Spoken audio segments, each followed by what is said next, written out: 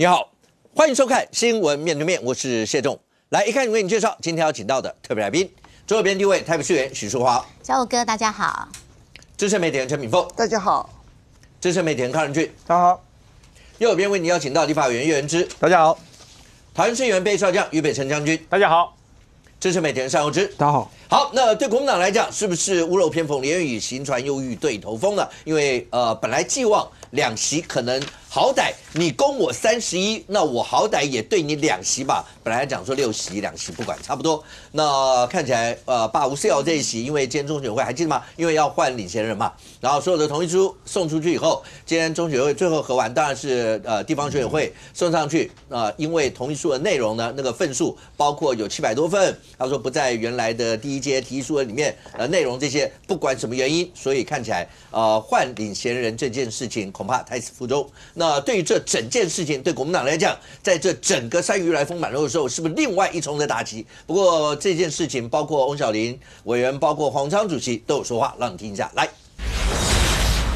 民进党的国家机器对待由民进党所发动罢免国民党的立委，跟由民间团体所发动在罢免民进党的立委，双标到底有多严重？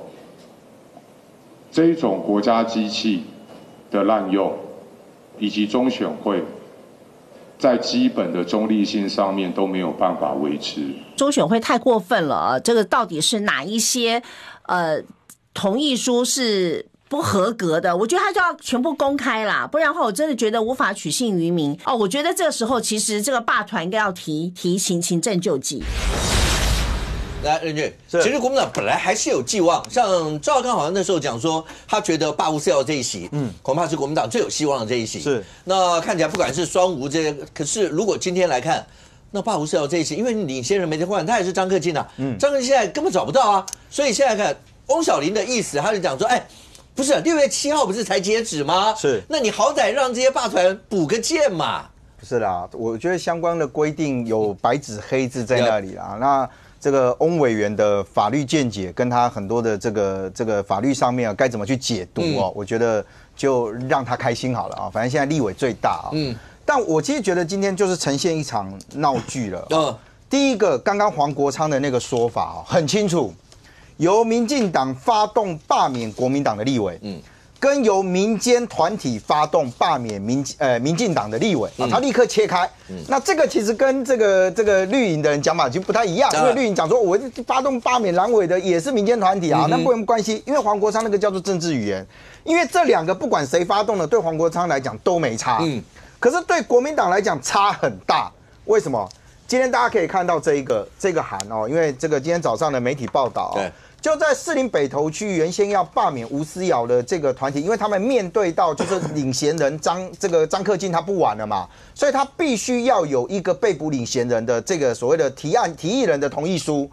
那你如果我先让大家先回顾一下哦，因为这个是赖以任。老花眼一定要先把眼镜拿掉啊！5月26号的时候，他接受访问的时候呢，你看他那时候讲说，哇，这个被捕领衔人已经同意了啊，他说好消息这样子啊。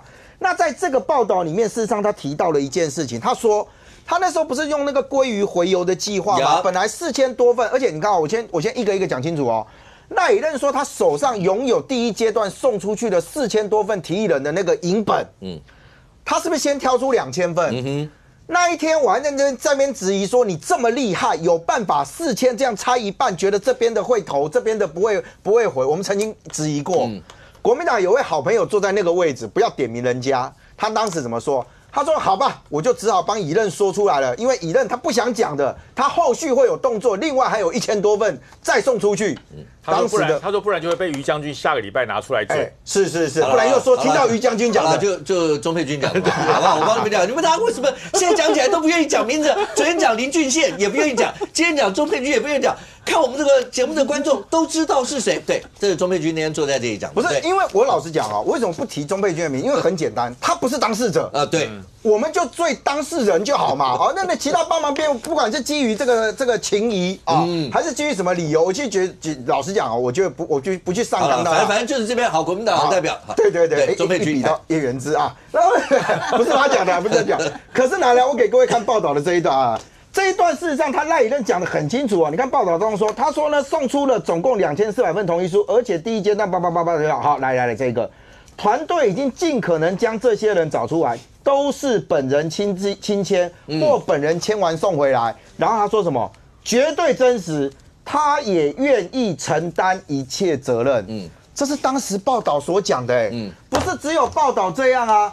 赖以任自己的这个社群媒体，他也是这样讲啊。我可以保证，每张同意书都是由提议人亲自写下，后续有法律责任，我愿意承担。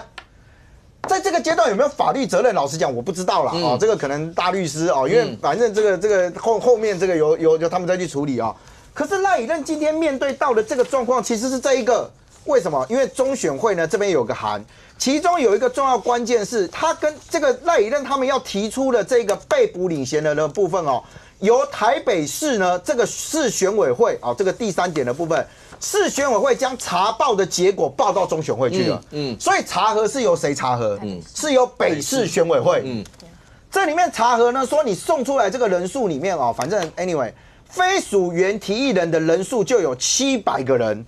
其中重复签署同意书的22，我不去这个去挞伐人家，因为老实讲几千份，我老花我自己都要拿眼镜下了，我不去追这个了。但是你有本来这提议人里面是700个人是根本都没有的。好，赖以任今天遇到这个状况，他说什么你知道？你们不要讲那700个是造假，那搞不好。那700个是第一阶段被删除掉了我都不知道我不知道那搞不好是被删除掉了，所以你们不能说它造假。我就请问一件事情，你不讲这个还好啊，如果你那是第一阶已经被删掉，就说他已经是不 OK 的了，已经不，他还进来再跟你联署，你是不是第2次不 OK？ 你怎么查的？而且你手上说你有4000多份的那个原始的这个影本现在。经过台北市选委会，再强调一次，这是北市选委会查的。他说这700个根本不在那个名单里面，你们都不讲话，好，那尴尬，问题怎么解决？推给张克进。那现在怎么办呢？不然我去跪他家门口哈，这不是你跪人家家里门口的问题，我也不希望你跪啊。但问题就回来了法律责任另外一件事情，现在所有的压力按照赖以任的操作，全部变成张克进的压力了。请问你经过这么多纷扰，不要讲张克进在座哪一个人敢去跟他扛那个领衔人的责任？我哪知道你2阶的这些联署书会不会有问题啊？每一个都有法律责任，谁敢跟他在那边讲？张克进在当时接受约谈的时候，他是无保请回。赖以任呢？你多少钱交保的？就这整个变成是一个闹剧。这个闹剧的过程还包含到国民党人一堆站在这个赖以任的旁边说我们要支持朱立伦，你去过几次？你们几个在那边说要罢，还坚持说要以罢制罢，结果到最后成了黄国昌口中的公民团体。国民党突然没责任了。朱立伦你蹭新闻，你们测认度你们都很会。再奉劝一下士林北投张思刚朋友，真的慎选坐在你旁边的人。你们现在这样出问题，那张思刚你也在那边，你也市北区你也在推动啊。你上次已经李孝亮一个鞠躬了，我就跟你讲说你真的慎选。那你们现在这个尴尬的局面，你要该怎么走下去？你不能什么都推。那今天南投的霸团说他们要去告，我就问第3个问题，赖以任说他都不知道到底是为什么被删除掉，呼吁中选会公开。我想这几天大家都看到南投的霸团怎么说。他说他们被删掉的联署书，其中有姓萧的、姓黄的，还有名字里面有个凤的，因为上面少一横的那个被人家剔除掉。他们认为中选会在查这个字的时候查得太严，选委会南投选委会嘛所以南投选委会今天有出来。这就是我为什么讲说，如果你今天赖以任，你不要跟我讲你扬言提告，你直接告嘛。如果你真的觉得你这么有把握，你当时不是拍胸脯保证吗？你自己你可以保证啊。那你现在出了这个时候，你不用对我们负责。老实讲，我们在那个地方没有签联署书，你不用对我负责。你只要对那一些他合法而且愿意去联署的那些人，给他一个交代嘛。你说叫中选会出来讲，那我就问嘛，你第一阶段不知道哪些人被剔除，我已经觉得很荒谬。霸团都知道他们哪些人被剔除，他们可以去问，你不能去问。啊，你现在要换领衔人的这件事情，你也说你不知道，你应该呼吁什么？台北市选委会，你出来讲清楚，你为什么给我删掉这么多？你为什么告诉我700个不在里面？你的对象搞错了。好，那现在问题来了，没有人要解决这件事情。我就讲实话，请国民党，不管是国民党，或者是要推动罢团、要罢免的，我不管你是民间团体还是什么啦哈。你们不要把那个压力形塑在张克进的身上，这是一个很可怕的一件事情。你们不断的去批评说民进党独裁或什么赖清德怎么样，我没有意见，那叫做政治语言。但我就问电视机前面观众，你们觉得这种1次、2次、3次这样乱搞一大堆联署，手上一大堆个资，这些个资接下来该怎么办都不知道。他今天还说什么？他坚持一定要送。你没有领衔了，你要送去哪里？中选会不会收的。你们几个人手上拿了一大叠的个资这样子，你们想怎么用没人知道。我觉得这整个对于整个罢免的东西来讲，我赞成你们去推动罢免，但是已经这么多荒腔走板的事情下来的时候，大家还要用政治语言来谈论这件事情的话，我老实讲，我真的非常觉得了你不要跟我讲罢免你有没有正当性。光你们在处理这件事情跟回应上面，你们的政治前途还能够有多少？如果你想参选，我就问一句，你们这种处理的方式，跟你们所有应对的那些状况，通通用政治语言来作为处理的时候，请问对于罢免的这件事情，你们内心抱持的那个小宇宙，到底是觉得罢免是对的，还是觉得我先炒一波，然后让大家不断的每天看见你，不断的让你们觉得好像说对，我们都在做事，到底你真的想达到的目的是什么？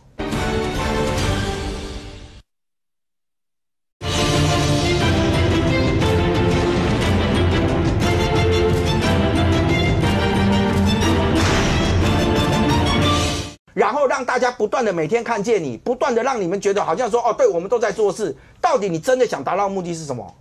元之，你有没有问过赖元他们？就因为过程当中，他的解释跟任俊刚才唯一落差的地方是，因为中间有700个嘛，OK， 这个地方因为这次被剔除掉了700个，然后因为他们送多少呢？他们送了大概2000，总收件数是2300多，然后呢被踢掉700多个。所以没有办法达到一半的人数，就有2054。那赖以正的说法是，那700个，因为原来第一阶段的提议书里面，送了5000多份，有1500左右是不合格的。他说不是啊，那搞不好这700个人就是那里头的啊，那我怎么知道这4000个跟那1500哪些是被踢，哪些不是被踢？但任俊的意思是说，人家像南投这些罢团都会知道哪些被踢掉。为什么你照理来说，你应该是在这4000多份里面去捞嘛？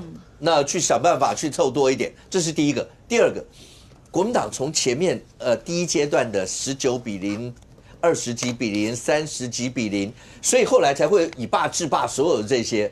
那过程前面你说出现死亡连署，就大家讲说好，你们轻忽，你们就没有认真在这。到了2阶或是到了现在要换这些，总应该很认真。好，赖以任也说他是非常认真。但如果真的这样，你看这次罢团光送联署书，大概都希望送到个130%、140%、150%。那你们这次第一阶段，他的人数本来是4000多个，你如果然后你这次送出去的件数才2300多，你如果送个3000份，就算被扣掉700，你还有2300呢，你也过了这个2054啦。那为什么就送这么多呢？我弟说，因为不是讲上周翁小玲帮他辩护的是说6月7号才截止啊，你让他补件啊。那既然6月7号才截止，你就你再多弄一些送出去嘛。那对国民党来讲，这一席你们是看得很重的一席对，好，因为我也不是当事人，但是因为我们要来节目上嘛，所以我有稍微问他一下，问赖以任啦。那他的解法是这样的，因为他们第一次收2800，后来又补2800，所以所有对他来讲有参与第一阶段提议的大概5600左右。对，好，那因为他们后来也有大概连了1000多份是没有送出去的，所以实际上他们认为有参与提议的大概是5600再加1000多啦，可能是7000多人。OK， 那他们这个700个人有可能是哪里来的呢？因为有一些是自己回来说他有参与第一阶段提议的，有一些是他们信封寄出去，然后有人回函的。那所以呢，有可能是在被中选会的踢掉的1000多个人里面，因为他们不知道是哪1000多个人被踢掉，他们只知道有被踢掉1000多个人。那有一些人也可能也不知道自己被踢掉，哪里不符合自己不晓得，但他在他们主观上认为说他有参与第一阶段的联署，所以他们就来了。赖以任今天的声明有一点非常重要，他讲了8点声明还是多少？对，他的意思就是说，不要说那700个人是没有联署的，或没有第一阶段没有他们，他说一定有。每一个都是，不管是自己来签的，或是回邮的那些，只是那700个可能就他讲说在1000多个被踢掉的，就是理论上他要很精准的话，应该是说，比如说5600送出去的5600，后来被删1400多嘛，对不对？剩下4000多，他从这4000多里面去找的话，然后有对，这是最精准，对嘛？但因为他们也不知道是哪1000多被删的，因为他们手上没有这个资料。他说他们中选会也没有告诉他们是哪1000多是不合格的。对，这是第一个。OK， 第二个是他们其实后来第二阶段不是补了2000多吗？对啊，但是他其实他们第一阶段也还有连剩下1000多是没送的，是没有送。那这1000多后来也被检调扣走了。所以他的意思说，他们手上的名单是不完整。OK， 所以有人来连，或者是有寄回来，那他们就当作是相信你是第一阶段的，所以就一起送出去。反正最多就是被踢掉，但是无论如何每一份都不是伪造，关键应该是这样子。对，如果现在都已经抓成这样的话，我相信他们也不太敢伪造啦。所以没有伪造，然后可能就是说手上名单不完整，没有去对得很清楚，所以造成这个状况。这是第一件事情。第二件事情就是武哥刚问的，就是说，那你为什么你继续连嘛？你连到晚一点再送出去啊，会更完整嘛，就不会遇到今天这个状况。那他们的讲法是说，因为他有日期的问题，对，有日期的问题，对，有时间的问题。第一个就是说，因为换领衔人这件事情以前从来没有发生过，是。那本来中选会的办法也都没有定出来，那后来定的一个办法是说要什么？要审核7到14天。他们其实担心说，如果他们是在就是截止日前7天才送的话，万一真的给你审到7到14天，审了10天，那就连送的机会都没有了。所以他们赶在14天前就送了。那他们的主观认知是觉得说，反正我先送，如果说需要补的话，我再补就好。他们并不知道，原来中选会的解释是不能够补件，不能补件。那这个部分，翁小黎他学法的，他也有一点意见，因为按照选办法的规定是说，换领衔人依次为限。对。好，那什么叫换领衔人一次为限？这个就有解释空间了啊。比如说，你也可以解释成说，今天本来是张克敬，然后换的另外换詹嘉文再换叶元之，这你就不行嘛，因为你只能换一次嘛。那可是现在中选会把它解释成说，一次就是你只能送一次。我觉得这个东西就是有扩张解释的，所以我觉得他对于那个罢律的就特别的严格。那这个我认为，因为中选会我们现在也没办法对他怎么样。人家立法院质询他，对他怎么样，他也是皮皮的。我上次质询他一个事情啊，我就问他说，选办法里面规定1年内不能罢免是什么意思？是1年内不能够送件，还是一年内不能够推动罢免？他说1年内不能送件。那我就说，那今天跟我选举的人选输我的隔天1月13号投票，他1月14号就开始罢免我，可不可以？他说可以。这个解说超宽松的，因为我觉得按照立法精神应该是这样。为什么有规定说1年内不能罢免？理论上应该是说，这刚选上你总是要让1年嘛，一年，如果你觉得他真的很不 OK 或怎么样，你开始启动要罢免他嘛。可是他居然可以解释成说没有，选完了，就算你还没就职，他隔天就可以开始罢免你。所以他是用很宽松方式去解释。好，那对于赖以任这个事情也是一样啊，用最严格的，你只能送一次，而不是说你只能换一次领衔人。那这个我觉得当然就透过行政救济的方式去。那元志刚刚讲那个任俊来，所以回到一个双标的问题，就黄国昌刚讲那段，OK， 就是为什么这样子两个团体标准严格宽松之间差这么多？我先讲啊，第一个我刚刚一直在强调，这个审查是由谁来做前面的审查？它不是由中选会，台北市选委会，它是由台北市选委会。不管你今天罢蓝或罢绿，它所有的都是由这一个立委他选区里面的所在地的县市政府的选委会去进行查核，查核的资料送到中选会去。所以这一段什么700个人这一段，你不是去问中选会，你就要问的叫做北市选委会，到这边应该没有问题，这没有解释上的问题嘛。因为查核是的，不然南投今天为什么要出来改口说我们没有比对笔迹啊？因为那个新竹那个基隆出没有比对签名啊，对，我们没有比对那个，我们是比对名字，我都不知道你自己不知道在讲什么啦哈，那个没关系，搞不好后面我们再来讲哦。就说在这个阶段里面没有双标的问题，因为它其实就是由县市政府的选委会。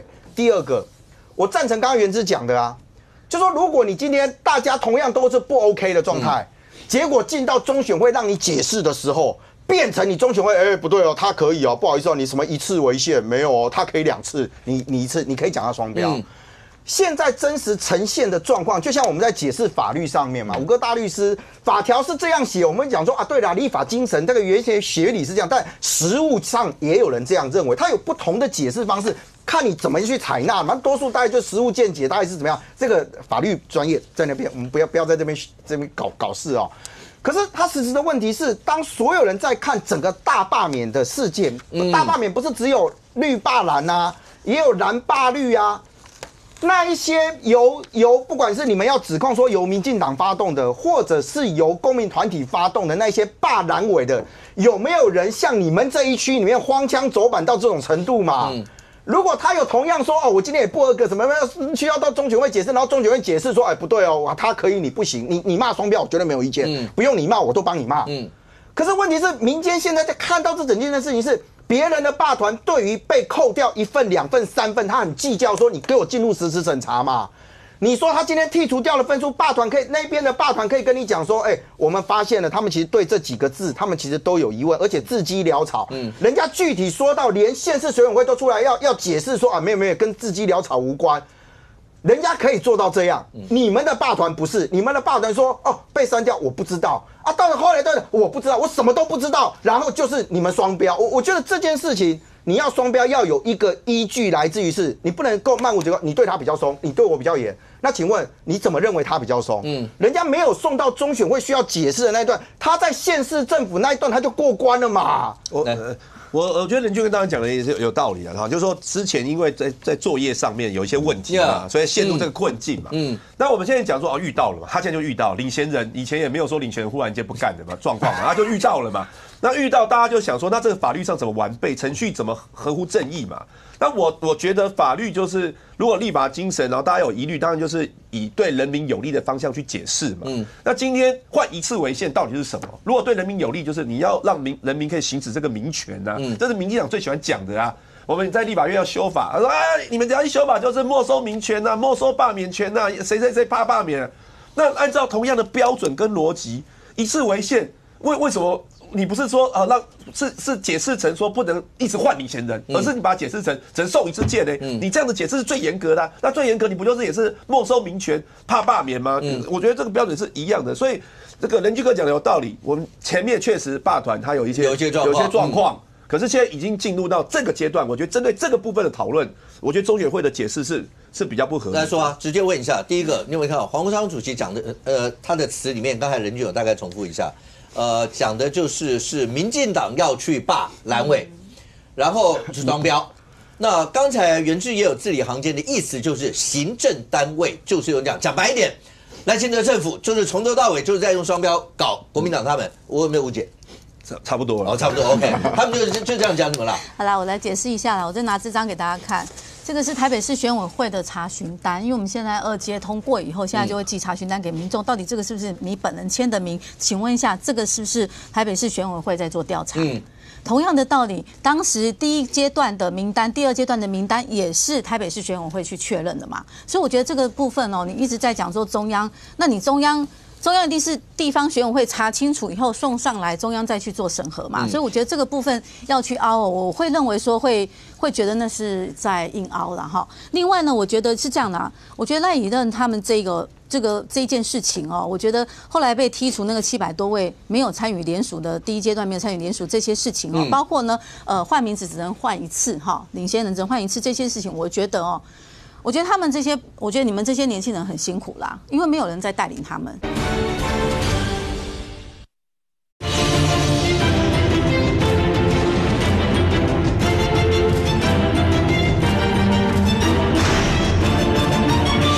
我觉得你们这些年轻人很辛苦啦，因为没有人在带领他们。事先没有人在协助，事后现在硬凹。好，就感觉上会变成这样。你觉得他们被放生吗？我觉得有点呢，因为你应该协助他们嘛。我相关法令要了解清楚。虽然这个是第一个初次会有这样的一个情况，以前没有换领衔人的问题，那我就应该把法规更了解更清楚以后，来带领他们要怎么去做，一步一步怎么做，那避免他们出错嘛。可是他前面没有人在教他们啊，所以后来他们就自己弄嘛，弄了以后就发现说怎么会变成这样？然后里面还有700个人被剔除掉，然后他们也不知道这700个人是谁。所以我认为说这件事情会有点荒腔走板的原因是说。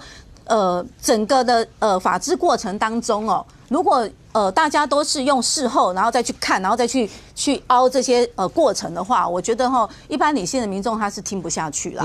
任俊刚刚讲，霸团在作业上，像这次南投那些霸团一直做，我看那个镜头，他们是有霸团的人坐在那一排，然后有人就讲说，为什么我这个名字会被剔除掉？为什么我们家人没被踢，就只有我这个会被剔除掉？还有说，我看到媒体上还有一个说，是一个老妇人来，她在我眼前。光练字就不知道练了几次，然后叫他写这些，就是在作业上面。当然我必须讲，这次霸团有很多表现出来的一些是会让人有感动的一些地方，一定有。那在霸团行使这一部分的时候，你自己看到了霸团在签联署的过程如果跟你看到这一次，那包括国民党的一些相关的，不管赖以任啊，或是在吴佩仪这一区所出现的。你觉得两个差别在哪里？我觉得差别是在于因为霸团他们不懂不了解的时候，他们会寻求法律资源。好，那有些霸团的朋友，他们有些律师，他们也会相对。针对法条的部分去了解清楚，所以为什么他们那时候会讲说，你怎么可以，比如说书写不明，然后把签名的部分由户政系统去做签名的核对，核对以后把他们踢掉，踢掉4000多份是很多很多然后踢的理由又很荒谬，所以他们拿到这个剔除的名单的时候，他们一个一个看的时候，觉得怎么会这么糟糕？后来才发现说，是不是那个南投的选委会里面是不是有严格的审查这个签署的过程？那会不会造成这个联署？全部，因为他们真的一份一份去签，他们冒着风雨自己一个人去签，而且你知道在南投签真的很辛苦因为那边人真的也不多，要找到地又广，对，又地又广，然后找到人签真的也很辛苦的情况之下，又被剔除的很莫名其妙，包括削，我们草头削嘛，草头削的那个草你要写的是分开的草，不能写实字，你不能写实字，双实的草，菜也是同样。就他们，因为人家想说，我签名就直接写，我直接像我的华好了，我的华我也会直接这样子写啊，对，我就直接这样子写，他们根本没有去注意到，他以为这个是没有问题的，就后来被踢去，被送上去以后就被踢回来，所以他们会觉得说，严审的部分对他们来讲是一个很大的一种挫折感。所以为什么为什么他们要开记者会来把这件事情凸显出来？那相对的，我说这个我们台北市这一局尤其是吴思瑶这一局我认为是他们没有人好好去协助他们。我要谈的就是说有没有好好协助，让他们可以顺利的把这些程序完成。其实我觉得如果能完成，我们也乐观其成嘛。你是说国民党中央吗？对。我也讲的就是国民党中央，所以我认为说他应该要去协助他们。那至于我们在第2阶的时候，我们也知道这个联署签的会很辛苦，所以我们也不断的像你看，有很多人不清楚，也会到我服务处来问，然后我们也会去协助他们要怎么去写，怎么去签。我觉得这些程序上要有人来协助，国民党就是欠缺了有人去协助他们。如果照刚刚淑华那样讲，来将军。那其实对国民党，不管从中央或是刚刚讲有没有人能协助，因为在媒体上面有很多来宾也曾经讲过，说有没有大人能够带着这些，毕竟对他们来说是初茅庐的，刚到政坛，也算进了政坛吧，这些年轻人。那总是有经验人，虽然罢免大家都第一次碰到这些的状况，可是好歹毕竟久经阵仗的是不一样。可是国民党在这一部分是不是真的没有给予相关的这些协助？那庄小平前几天在节目里讲，我们讲到说，那吴思瑶这一席是国民党觉得最可能过的啊，然后那个包括那个同意书的份数啦，包括联署书再签了多少，小平那时候好像就觉得神预言神预言，对不对？那集我看了，我说哇，这么确定呢？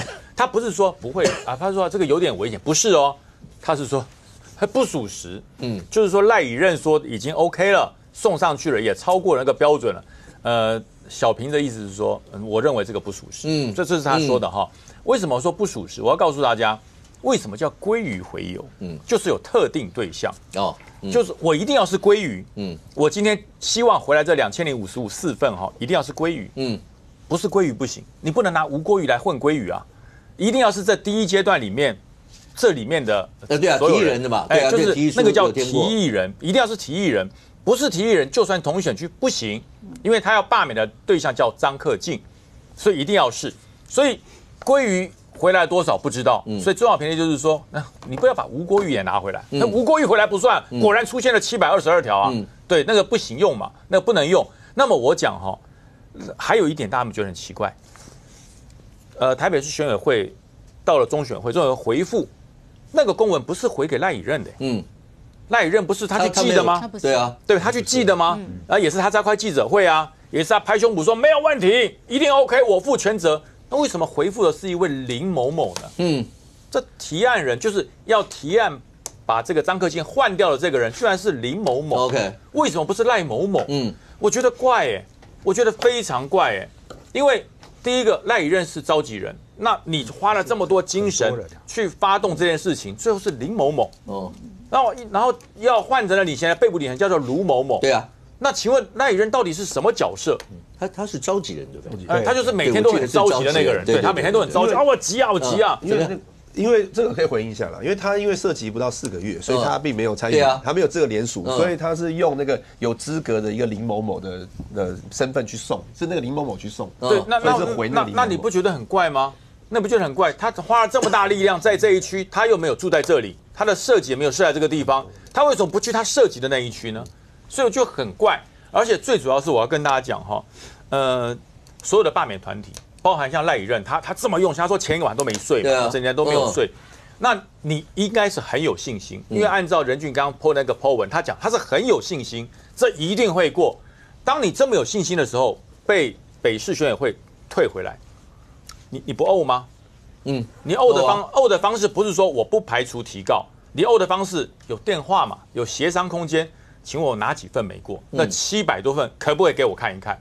我都很确定。那都是一个人签的，他不可能有问题。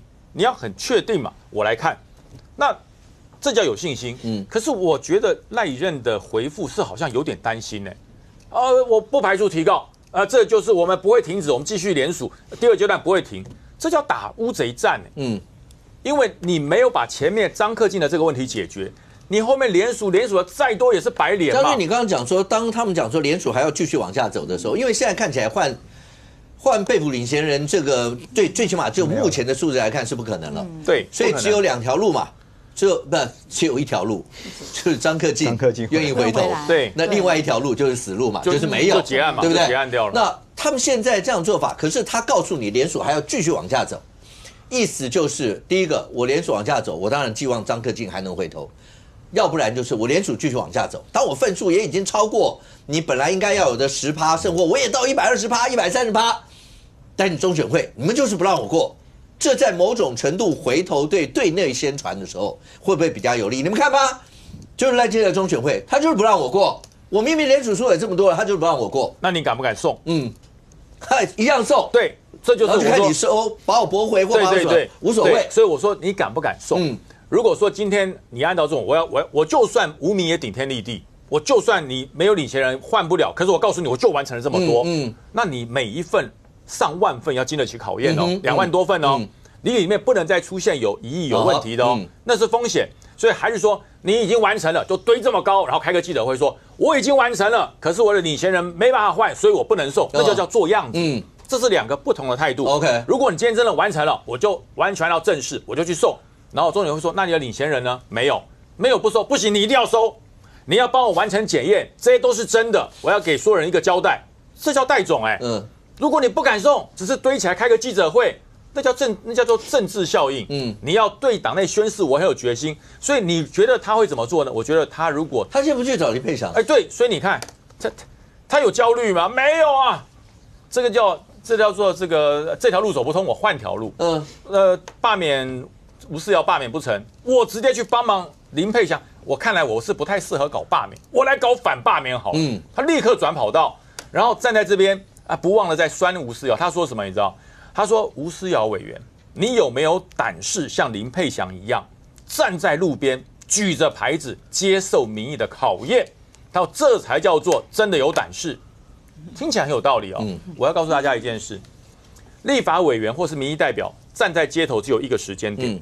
什么时间要选举了？我必须要让大家来支持我嘛，所以我要跟大家展现一些状况。可是呢，非选举期间，你应该在哪里？你应该在立法院。你要在立法院，你不是站在街头，你是在你的服务处，在你的所有的社群媒体，收到人民或是选民对你的建议，我把你的建议化成具体的法案，不是站在街头，然后到了立法院里面，把你的建议一个一个法案完成立法，然后逐渐游说，然后过关，然后我跟选民交代说，这我帮你完成，这才是选民一票一票给你寄托。如果今天你觉得这样就是接地气，这样就接地气，我告诉你，桃园好多建案都在接地气啊。桃园一堆从交流道一下来，好多人都在举一样的牌子，只是不是举名字，举的是建案的名字，那个叫做广告，叫宣传。选你来当立委，不是叫你不断的宣传，是叫你福国利民，做一些有利人民的法案。所以，赖以任看来没有悲伤了，他是立刻换了跑道，罢免不成，我就去协助反罢免，反正只要有声量就好。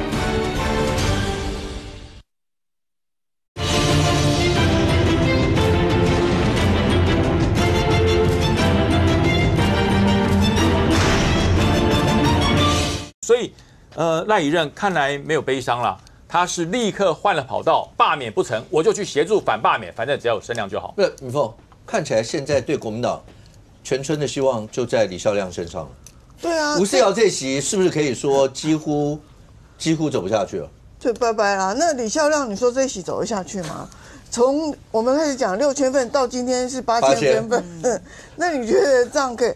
不是，我觉得国民党很奇怪，不管是立法委员也好，或是从事这种联署工作的人，这个相关的法律好像都搞不清楚的感觉。他今天一直讲说，我保证这700人都是亲签，可是我们是要原来的人亲签啊，所以今天随便找哪对，所以今天有个男生说，那我去找我自己签一张，我跟林志玲结婚了，那我是亲签啊，但是我算不算？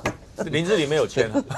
对啊，那我算不算呢？所以这不是，所以说他在解释这个东西的时候，他一直抓不到的重点的感觉。你有没有觉得他一直解释这个？对，是因为前面那一阶的阴影。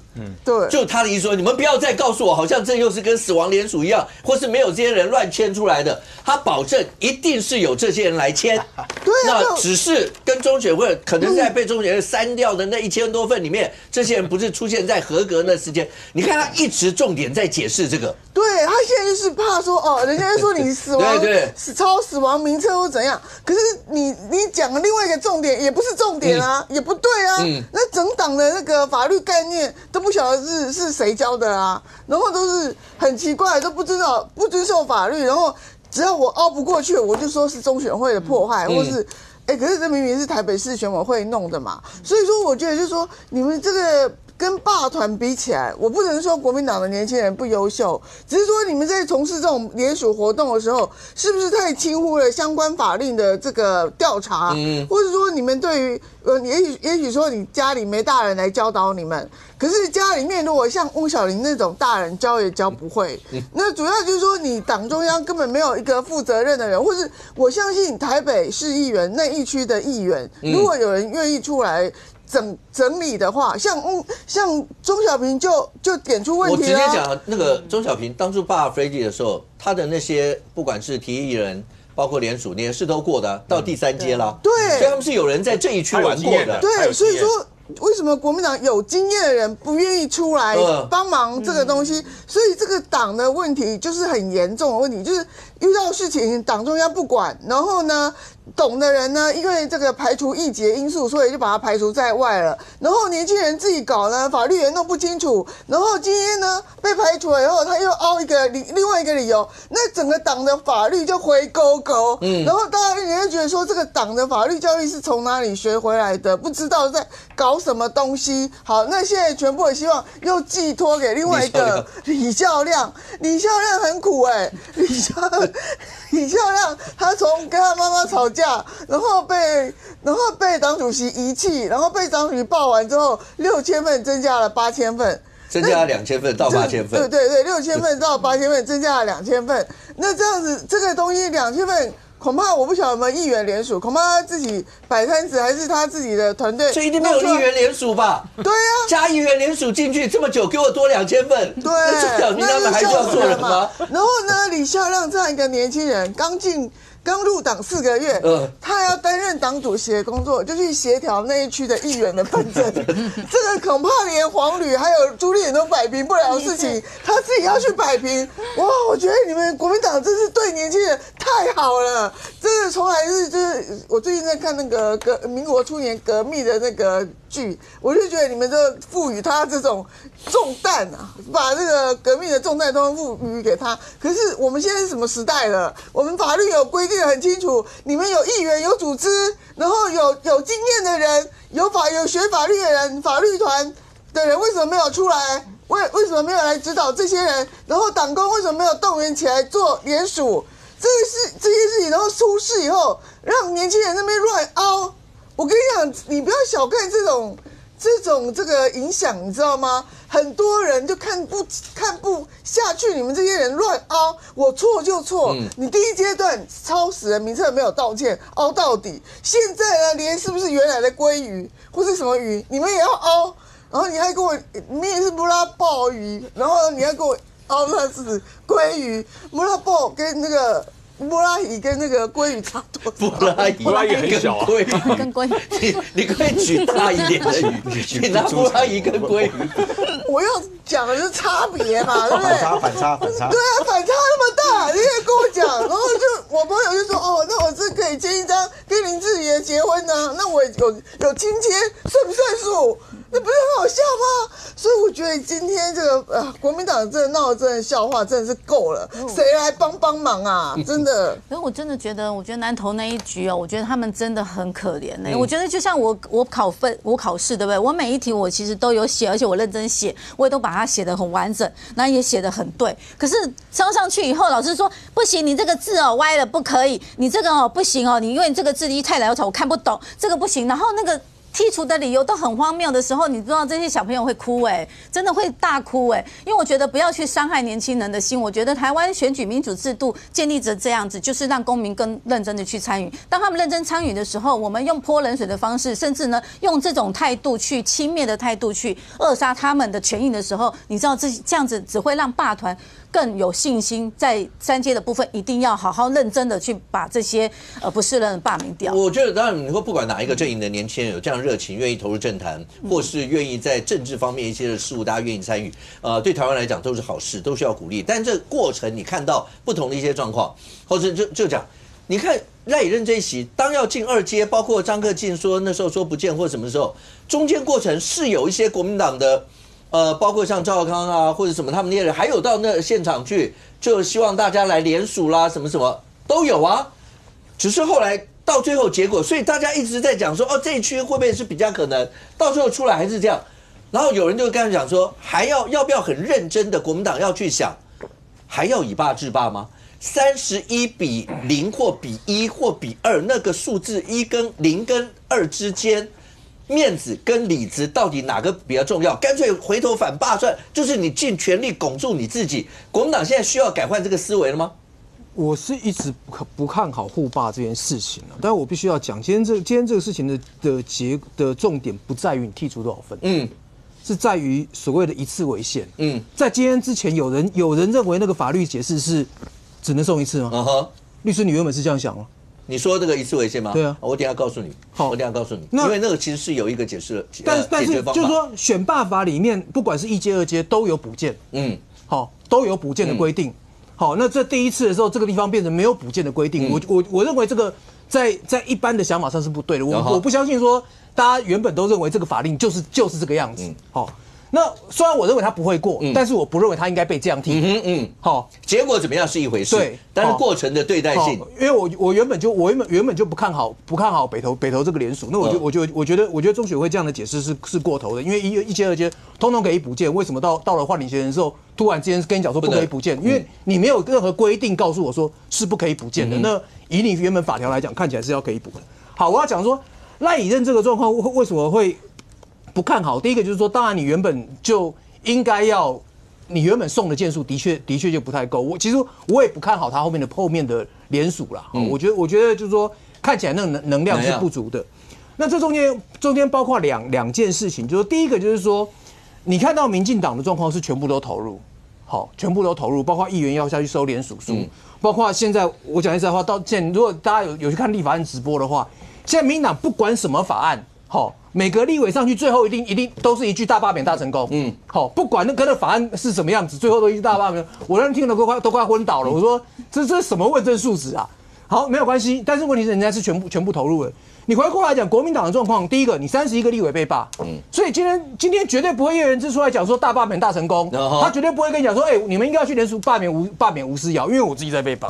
好，所以就说你他在乎的是他这一些，不是，就是他的立场不适合去做这件事情。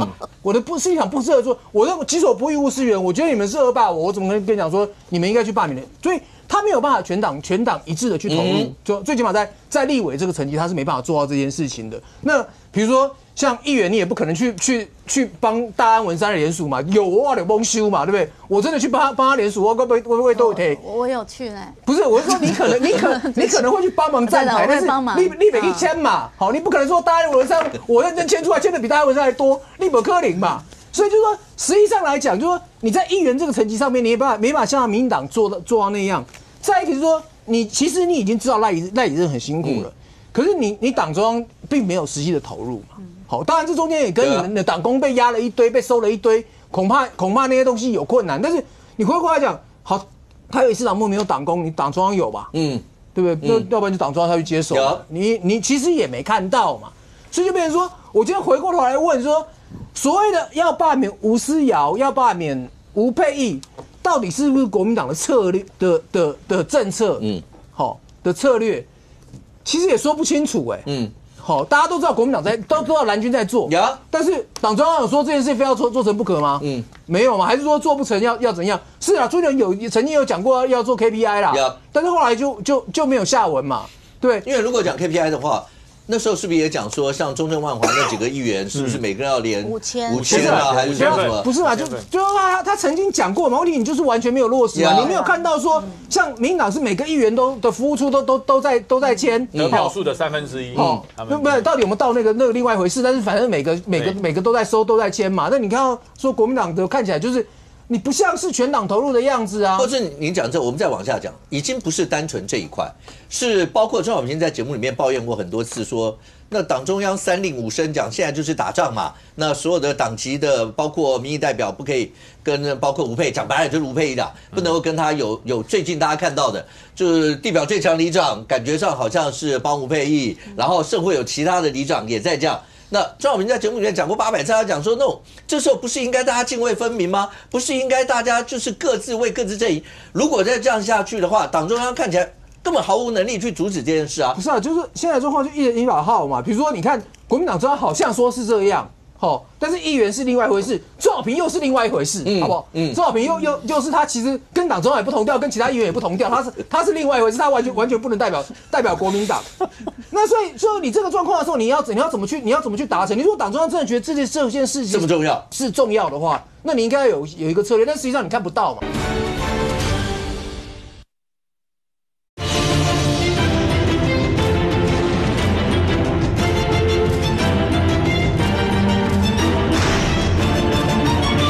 你这个状况的时候，你要怎么去达成？你如果党中央真的觉得这件事情这么重要是重要的话，那你应该有一个策略，但实际上你看不到嘛。国民党其实从当初的35-0到现在，就是每一件事情都是喊的方向跟不一样。大家记得426的时候，国民党中央喊的是不是朱立伦喊的是什么？罢免赖清德。你中间426到现在，国民党中央做了什么？你完全看不到你要往这个方向努力嘛？就是你每次都喊一个达不到的目标，然后做不到，然后让选民让支持者失望，然后再喊另外一个，这状况一直都是这样子啊。那我觉得其实就是说，原本我就其实就不看好，因为我觉得那个氛围不对。那比如说蓝军支持者，他在有31个人要被罢免的，在被罢免的情况下，他实在没有那个余力，或者说那个氛围去讲说，我一定要以霸制霸。所以他本来就应该要从反恶霸这条路上去走。Okay. 那我觉得这件事结束了，对国民党当然也是好事，就是你总要认嘛，对不对？朱立伦现在总要认吧。对不对？那你现在好这个没了，那个没了，那接下来要怎么办？这些讲清楚嘛。你会发现说，最近的民调告诉你说，其实国民党这个月的民调并没有很好，就是你426好不容易拉起一个高潮，可你后面完全没有没有任何东西接续嘛，对不对？426那天很热完一天就过了，然后后面东西全部都是空的，对不对？所以你国民党现在应该去思考说，那你现在要给民众一些什么东西嘛？你要怎么去回到拉拢？我一直讲拉拢中间选民这一块，感动中间选民这一块，你要去开始思考这一块。就深蓝那一块，你就是已经做完了，不管你觉得做的够不够，我是觉得426够，那你或许觉得不够，但是对不起，你也只能做到这样子。OK， 所以你该考虑下一步。元之，对你来讲，你们党中央在这几区要罢别人的，你觉得整体上来讲的话，真的有琢磨很多，把它当作很认真、很重要一回事吗？另外，刚刚讲到，所以对你们来讲，是不是干脆回防所有的立委选区？第一个就是党中央到底有没有全心投入？我觉得跟民进党比起来，当然是没有啦。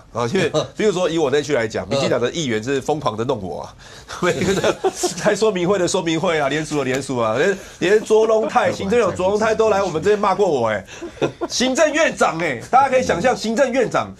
蒋经国如果还在的话，跑去骂那个民进党的立委，那他应该是没有同期的，对。我说类比啦，就是说他去骂那个反对党，有可能行政院长我刚刚说没有同期拜托大家不要再剪，因为我现在讲什么都会被扭曲我是说比喻一下，就是说根本不可能是嘛，那个规格高到吓死人的。那我们现在。包括议员，各区的议员，实际上就没有像民进党议员弄我们那种规格。那之前党中央是有说定 KPI 啊，但是 KPI 后面有没有落实，我们也不知道嘛。因为我自己没有得到任何的指示啊，可能因为我们自己也被罢免当中，所以没有那个指示。但是其他议员有没有得到这个 KPI， 我不晓得。然后再加上我觉得真的有一个事情是有影响的，就是司法的问题。因为我就有遇到新北市的某个议员就清楚跟我讲了。他说他有被交代说他要连不到3000个还是多少份，连到第600份的时候，那时候我们新北市党部被抄，就有人打电话给他，就说，我之前签的那个可不可以拿回来？当然他说亲签没问题，但现在有个氛围就是说，会不会签了就有问题？会不会被叫去问？所以那个动作大到大家其实也有寒蝉效应，所以现在我觉得在推动罢免这一块就会有一点有气无力的。那当然，吴哥问我第二个问题是说，那现在怎么办？因为看起来，比如说像双吴那边还是很积极在做啊，对不对？然后其实我们别区也都在做哦，像台南谢荣界还在罢那个王定宇跟林俊宪哦，都还有在做，只是说他可能新闻关注度没有那么高，没有被讨论，但是都有在做，是不是应该把他们的力量集中在来反罢？我觉得这个没有太大的影响了，因为。赖乙现在感觉上双吴就赖乙的李孝仁他们在弄嘛，那他们党中央也因为没有这么大的投入，好，所以呢，我觉得也没有太大。这也是大家刚才讨论，每次大家讲到就你们为什么要放着？他们可以叫孩子啊，为什么要放着孩子自己这样去打这一仗呢？对啊，可能就是因为前面就是一开始的时候有状况，然后后面又司法，到现在就有一点。那后面有状况，更应该大人要进去。对啊，更应该大人要进去了。再怎么讲，我觉得一个是责任态度的问题嘛，就是有问题我们大人扛，不要叫孩子去扛。所以后面这仗我们来接手打。这一般来讲不应该就是这样吗？要不然就是这个战场收。那像厚子讲的全力反罢，这也是另外一个考量啊。对，也许他现在就是想要转到反罢啦，可能就是把重心放在反罢了啦。所以他们是在战场上牵制敌人。但是因为。像赖以任他们都是全心的投入啊，对啊，他是全心的投入，所以就是因为你们党主席风格就是不死不活嘛，就是这样子，所以也不可能说叫赖以任说你们就不要推了啦。但是我觉得当然我们还是希望说有过啦，对不对？还是希望那个31比不要31比0啊，可以31比5或31比10啊，谁签得成？所以大家还是要踊跃出来呼吁一下。OK， 刚才厚子讲，其实那个包括这次在解释，尤其像那个赖以任他们送那个一次的那个解释，给各位一个建议，所有的观众朋友也可以，你知道在法律上面有一种叫做历史法学，历史法学的解释对于所有的法律后面适用。我们台湾以前大家都不太重视，其实这是非常重要的一环。什么叫历史法学？我告诉你。你觉得立法院立出这个法，说那个换那个领衔人以一次为限，你觉得他是直接讲完以后就过了吗？没有，你回头去看，当时选罢法在立这一条的时候，立法院公报所有的讨论事项，就是这个法条出来以后讨论，每个委员讨论要发言，在立法院全部都要记录。这个法条出来那个时候，大家讨论为什么会有这个法条，为什么要一次一定有人发言讨论这些，把那个发言全部都调出来，你就知道那个一次的意思到底是什么。这个在国外在处理所有的案子里面，这是非常重要的一环。那我们国内以前大家没有这么在乎，但你如果真的实际去处理很多案子，你才会发现，像这个案子就会碰到这个。你回头去把那个立法院公报所有发言调出来，它不会凭空出现一次嘛，一定是有人讲一次，然后讲为什么要一次，那为什么什么，那什么叫一次？就在那个里头，对，那你就可以回头去解释掉所有这些的问题。OK， 好，那我补充一下，就是说，我们在立法院的实务上面，我们叫立法议旨，好，就是他在立法院讨论的时候，就一定会有这个东西。那我不相信这条立法议旨会跟其他条立法议旨完全不同。对，我刚才讲的是，不管怎么说，每一条它一定都有它。你去看立法院公报，一定都会有这些，那就找出当时为什么会立这样的东西。答案就会揭晓了 ，OK？ 那不管怎么样揭晓，那包括行政机关或是面临到这些问题的，不管赖以任他们要用什么样的方式，接下来要怎么走？可是看起来国民党确实在要以霸制霸，确实碰到了一些的问题。那在反霸这一块，或是讲好，我们就讲反霸这一块好了，那就守的这一块。你如果讲守的这一块的话，将军，包括花莲面子、台北里子，不管怎么样，可是对国民党来说，像花莲这一席，对傅昆萁来讲，我打仗我已经要面临到这么多了，不要再出别的事儿了。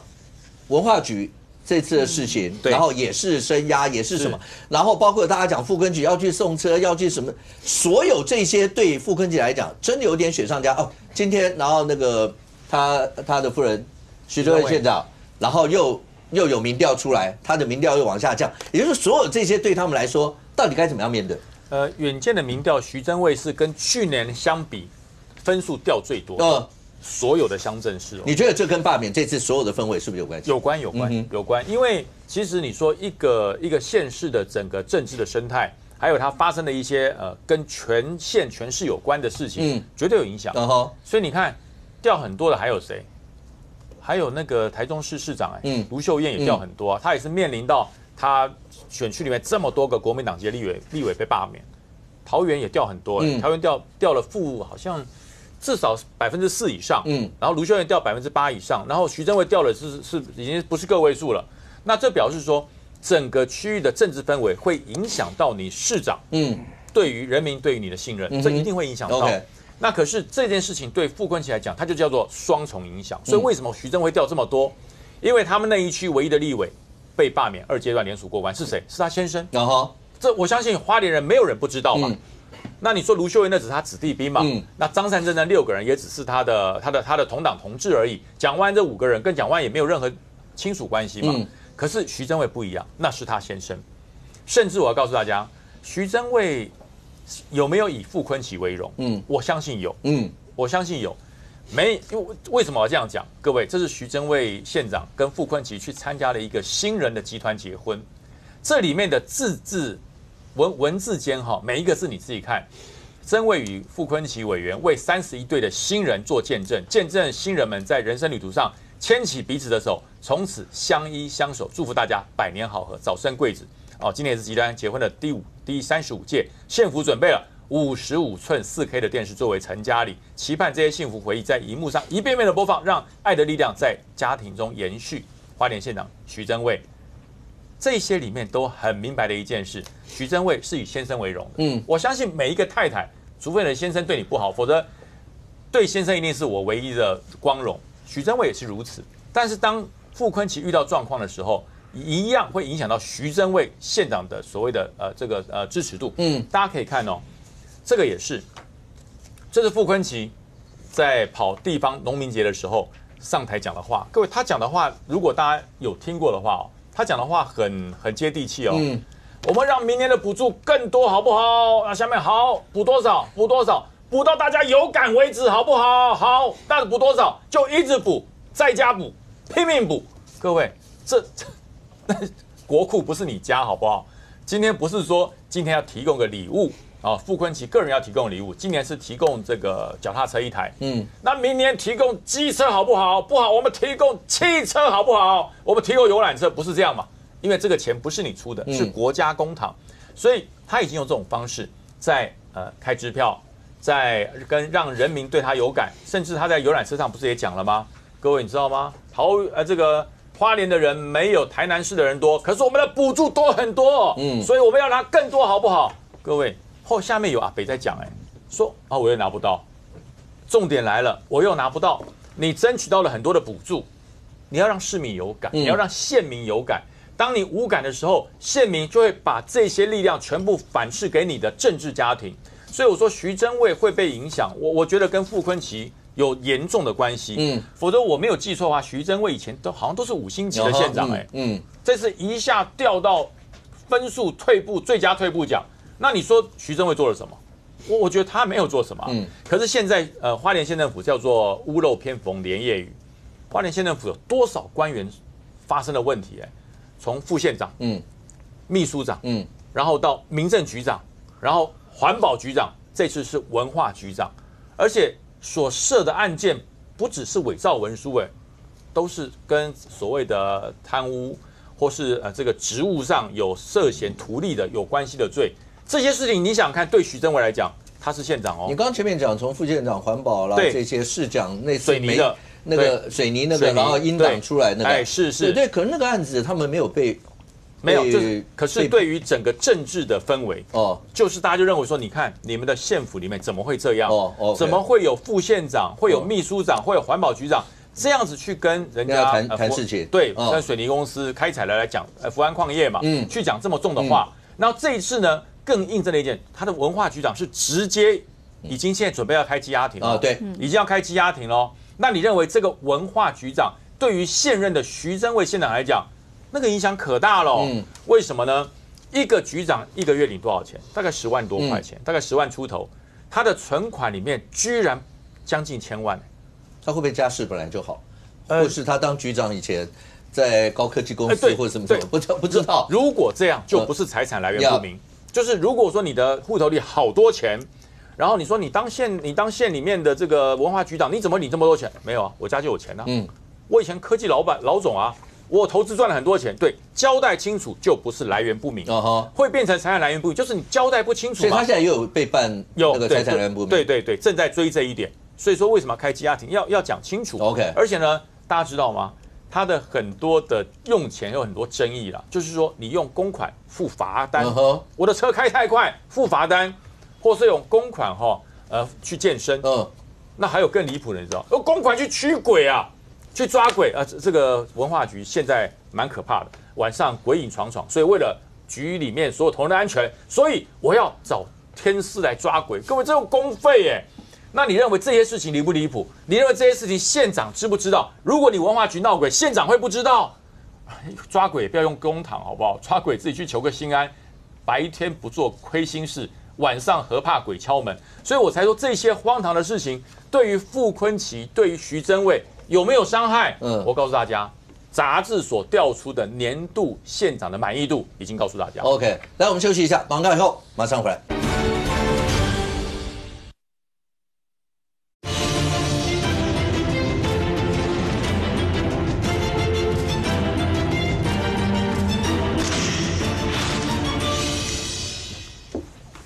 欢迎回到新闻面对面现场。好，那刚才袁志有特别提到说，其实司法侦办对于蓝营在不管是要攻要守之下，其实都有非常多感觉到非常掣肘的一些的地方。那任俊有，那像刚才好了，说话刚才有讲说，对于要罢南投一些委员的那些罢团来讲，觉得很委屈。他们说他们就这么认真，怎么会这样？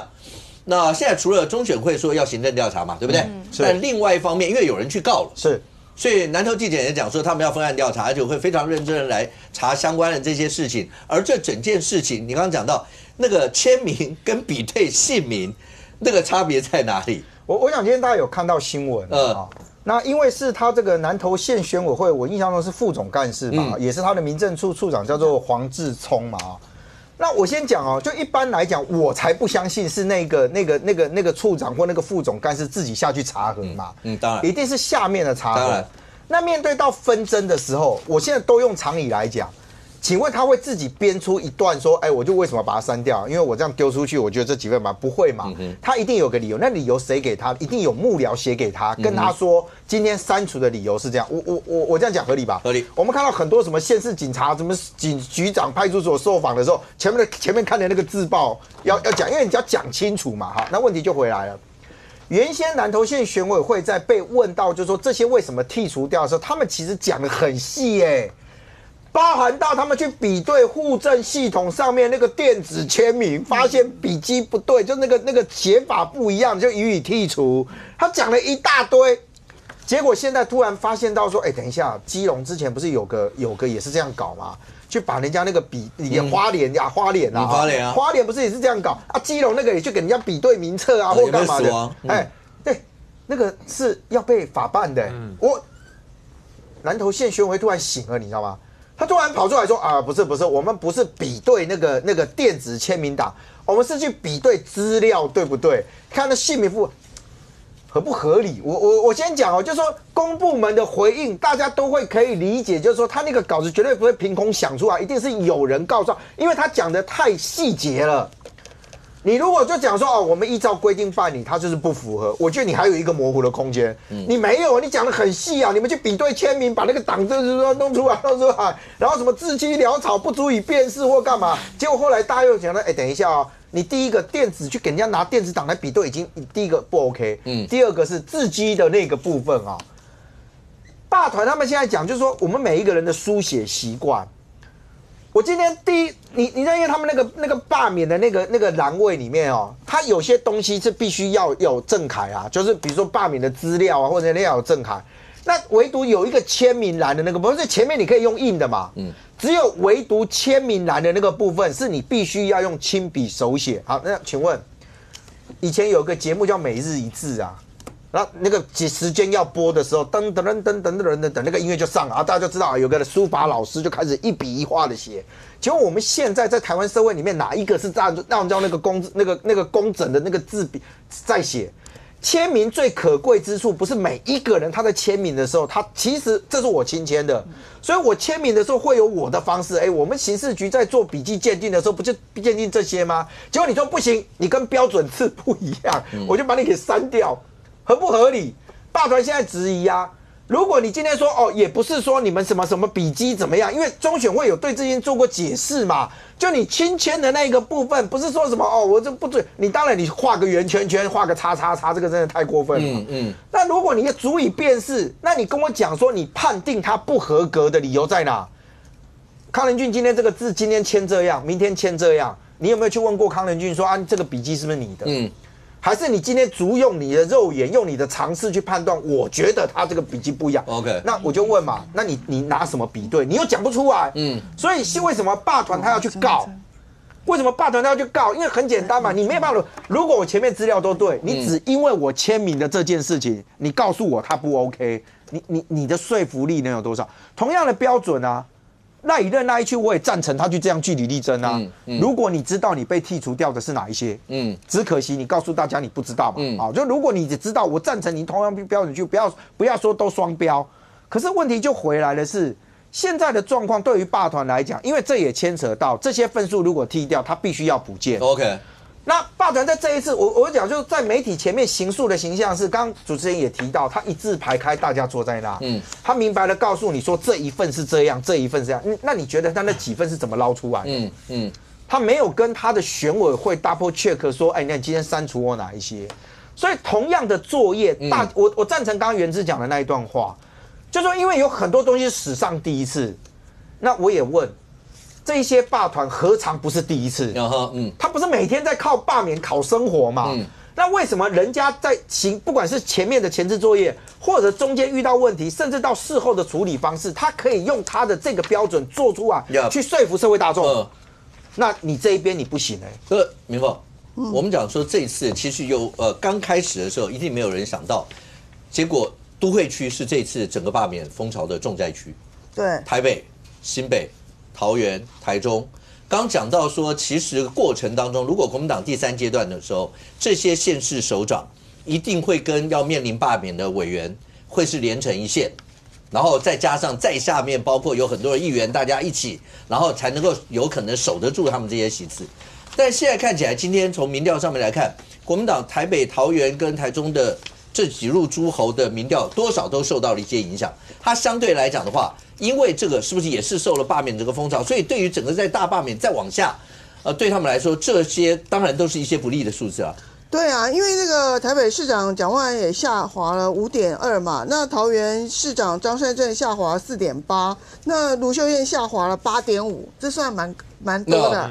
那你可以看到为什么都是这个国民党的6都的首长在下滑。那其实我觉得这种对于首长的印象或是施政满意度，其实跟你的政党的印象其实也有一点牵连呐。那你过去1年国民党在立法院这样胡搞瞎搞，然后呢又扯到这个罢免的事情的这个原因，所以说我觉得你不管你做的到底是不是真的有比以前差，但是大家对你的感觉一定是更差嘛，因为你就是国民党那一党的，然后就很奇怪，然后你这样的情况之下，比如说。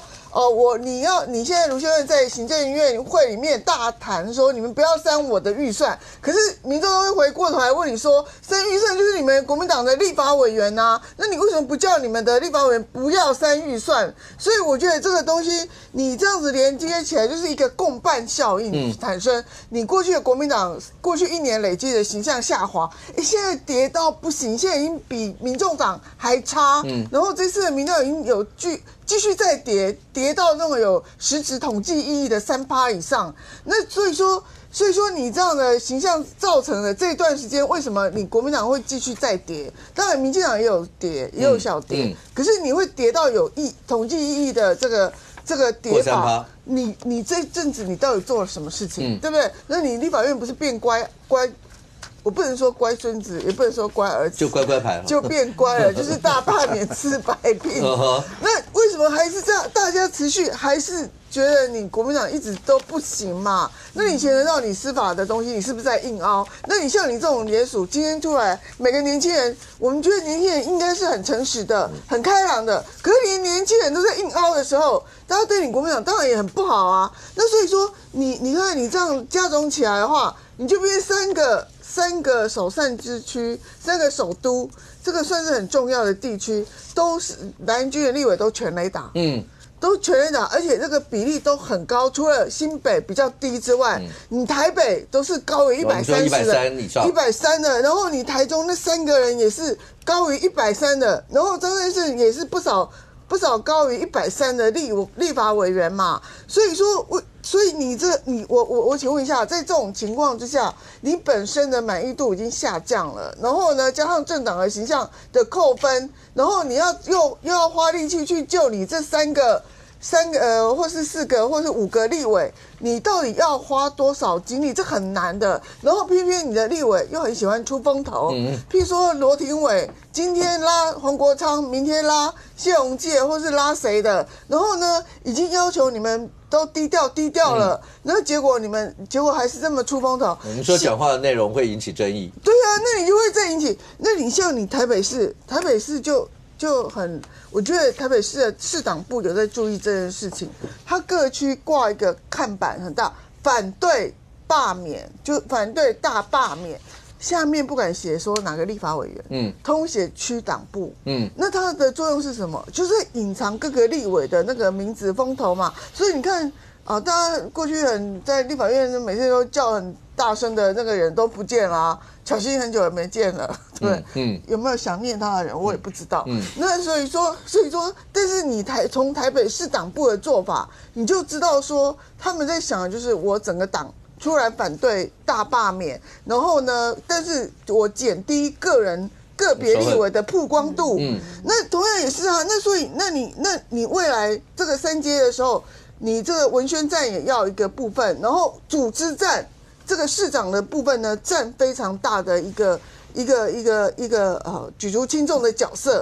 所以当你自己的支持度下降的时候，在浮选你的这个所谓的指定兵的时候，当然就会倍感困难。我跟你讲，过去都是一区一区的罢免，当你一个市里面有3个人或5个人或4个人在被罢免的时候，就是等于在打一场选举了啦。而且惨的是被罢免了还不能募款，还可能都是从市长你这个市长或是党部这边要出这个文宣或是这个组织的部分，这仗打起来，你本身如果还没有守住市政的满意度的时候，我觉得这个仗打起来就会非常的困难啊。可是你刚刚讲说他们要尽量降低，包括降低曝光啦，胜或讲话不要再有任何一些的争议，但岳师就有可能会觉得委屈啊，他就会觉得他也没讲话，他只不过坐在旁边，然后就有一些名嘴的话也会就摆在像。是许志杰委员嘛？因为袁之是跟那个一个名嘴在一起，然后他的主持人讲了一些话，因为讲到南部嘛，对，结果后来许志杰就直接说要告，要出来要罢免我，要罢免你，然后就因为你们，那他就会觉得很委屈啊。那你自己要慎选那个主持人啊，看他到底要不要暴动，会不会这个有突然的躁动的情况？而且我觉得不要那个。刚才袁志说，很多人讲话，因为讲很长，他有时候会因为自己在考虑自己的罢免的情况，所以陷入一种忧思。我刚没有这样讲说考虑，我说有时候会不小心放空，我没有说什么原因。陷入一种忧思以后，对主持人旁边的主持人在讲什么，他就会有一种没有听到的感觉，所以来不及阻止。但是你来不及，所以我觉得说，如果你要去上人家的节目，你当然要小心一点嘛。然后这种事情就突然，如果他突然冒出来，你自己要有敏感度啊，对不对？那你最好就是你要把它圆回来，就说没有啦，没有什么低等人的灌票，没有投票怎么会有灌票呢？所以我觉得你个候选人像那个谁啊，那个张思刚、林佩祥之前，林佩祥去跟张思刚做访问的时候，思刚也是他不换吗？对，他不换，那思刚也是在旁边也是愣住啦，对不对？那就是，但思刚的表情看起来很无辜的样子，很无辜，然后很尴尬，他也不想要去反驳他，还是怎样，就突然那个天降灾祸的感觉啊。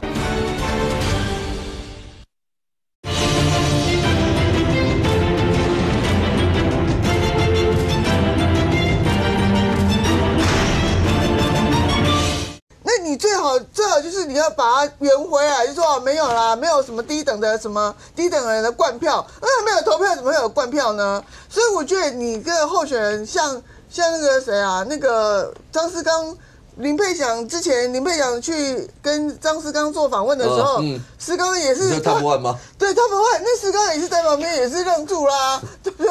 那就是，但思刚的表情看起来很无辜的样子，很无辜，然后很尴尬，他也不想要去反驳他，还是怎样，就突然那个天降灾祸的感觉啊。那你就无感嘛，无感就放空就是你不想，你恐怕也没有听到他什么，但是问题这个账还是算在你头上，所以我觉得任何人除了罗廷伟，他非常勇敢的这个其实他对谢龙介那句话，恐怕内心也是 OS 很多啦。但是当场都已经讲出来啦，那你要怎么办呢？所以我觉得就是说，像这种大人去助选，你没有办法反应，那你也反应也不礼貌。可是像主持人这种东西，你不能够稍微事后讲一下吗？我就觉得好了，我不要再攻击你了，你已经来这件事，因为这件事显然是。在网络上，你自己有看得到嘛？对啊，因为有记者来叫我回应的，就说，这个事情应该要先回顾一下，还原一下，就是昨天，就是我上一个媒体人他的直播啦，然后他在直播的时候就讲到那个就是之前那个核四公投可不可以重启的事情，他就是说南部人都是因为南部人灌票，这什么低端什么怎样，他们是因为什么吃双薯菜便当，然后看钢管秀，这都他讲的哈。因为我后来我今天有去复盘，我就看说到底他讲了什么。哦，你今天重讲一遍，你完蛋。不是，我是因为五哥叫我还原事情了，然后那因为那时候我坐他旁边，然后今天一堆人来攻击我。然后一开始还网络新闻标题，说某某某骂南部低端什么叶元之未制止，然后许志杰呛什么什么低端立委，就来骂我，因为我没制止来骂我。然后后来就猫在钢琴上昏倒了，变成说叶元之什么在谈什么南部是低端人口，变成这句话变成我说的了，就是越讲就越夸张，然后就说要罢免我。但我觉得第一啦，真的那不是我说的，好吧？从头到尾那不是我说。第二，那人家说那你为什么不制止？因为有时候我们有些我旁边的人或谁讲话太长，我们也没有很认真听嘛。像刚刚冷峻哥在讲话的时候，你也没有认真听，李凤姐在滑手机啊，所以我有认真听哦，所以我没有听，你有完全听冷峻哥讲什么。你不要牵扯到我有认真在听哦。你在滑手就看一下回讯息，所以我觉得连那个我们录节目那么多人讲的话，全部都算到我们头上，那我就觉得这无限上纲到极点。我看看你回了什么。如果按照这样的标准，我们是6个来宾哎，那个现场只有你一个来宾吧？一样啊。那你还可以放空啊，我佩服你啊，你被放空而已嘛。当然可以啊。那你就知道我就回你啊。现在这个标准，你接受人家的访问还敢放空人家？我看那个朱先生也要对你不满的啦。现在要罢免的标准已经高到说，你去参加人家的节目，你都要聚精会神听他讲什么，然后他一这边要马上回，不然就要罢免。这标准已经太高了嘛。名单里面已经确定了，你就不用讲了。好，那我觉得如果按照这样的标准的话，那柯建铭那时候在花莲发生地震的时候说老天有眼，当下一大堆民进党立委没有去制止的，全部要罢免啊。同样的标准啊，可以啊，你们就发动啊。不是，里面也有很多民进党立委嘛，我觉得标准太夸张。然后许智杰，我要特别讲一下许智杰，他这高雄立委都没事干哦，每天去看别人直播，好，然后许智杰一直在蹭我，从之前因为他选高雄市长拿不出什么政绩出来，从之前呢就说要跟我挑战16吨。然后在那个立法院议场前面，忽然间说我要跟叶元之挑战16吨，记者来问我说要不要去跟他比，我想说真的还假？真的是那个许智杰吗？是许智杰立委吗？他说是，我吓一跳，我说怎么会有这种立法委员是神经病，要跟人家比16吨？然后后来呢，你就继续这样讲吗？你就骂人家神经病吗？没有，他就怪怪的。你选上立委，你会没事去跟另外一个立委比16吨吗？然后呢，他又没事的又跑到我们板桥来洗头，说要罢免叶元之。